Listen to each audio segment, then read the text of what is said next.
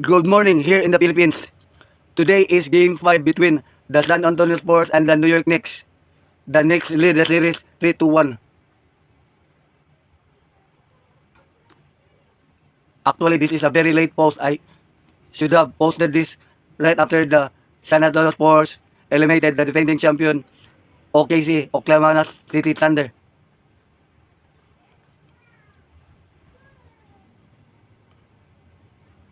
Sorry if my voice is still a bit slurred due to stroke.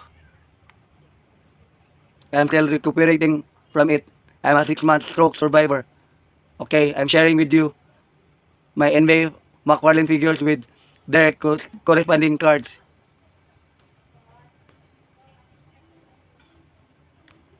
The New York Knicks will try to close out the series 4-2 to claim the championship trophy, while the San Antonio Spurs will try to extend the series to Game 6 or possibly a Game 7.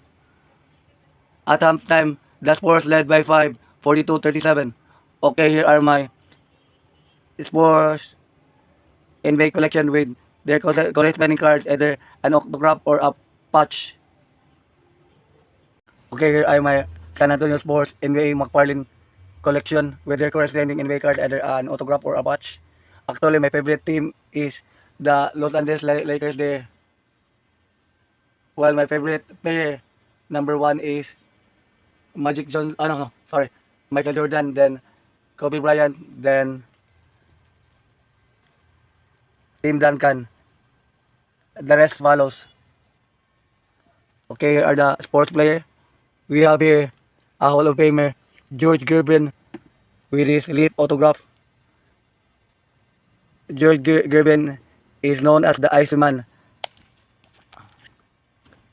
He is considered the father of finger roll.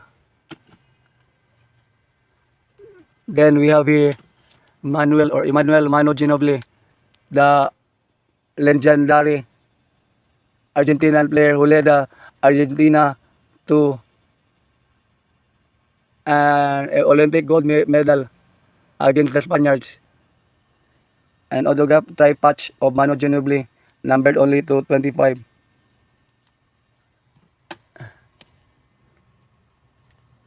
Then we have here David Robinson, the Admiral, Recon autograph, number 2. I think this is number 235.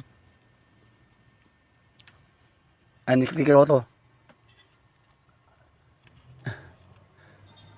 And of course, Tim Duncan, the focal player of the San Antonio Spurs dynasty. We have here a patch only, try patch, number 225.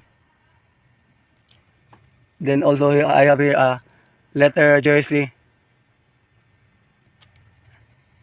number 250 only. Tim Duncan, the big fundamental. Then I have here Kawhi Leonard, the claw, an RC Auto, number 2, 399. Then we have the French flashy point guard of Tony Parker. I still have to find his autograph. Then other players like Michael Finley and LaMarcus Aldridge. Okay, these are my San Antonio players with their corresponding NBA cards.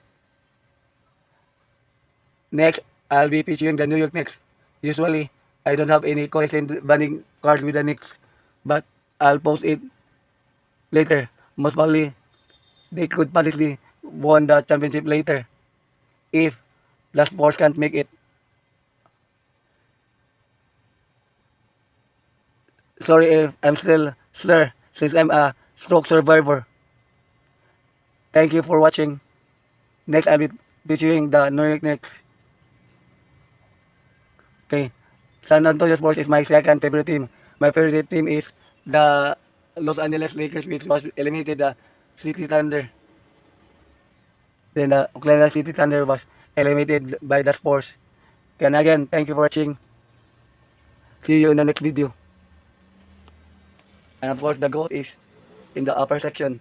That's Michael Jordan with Scottie Pippen and Dennis Rodman. This is the LeBron James, Rock and friends.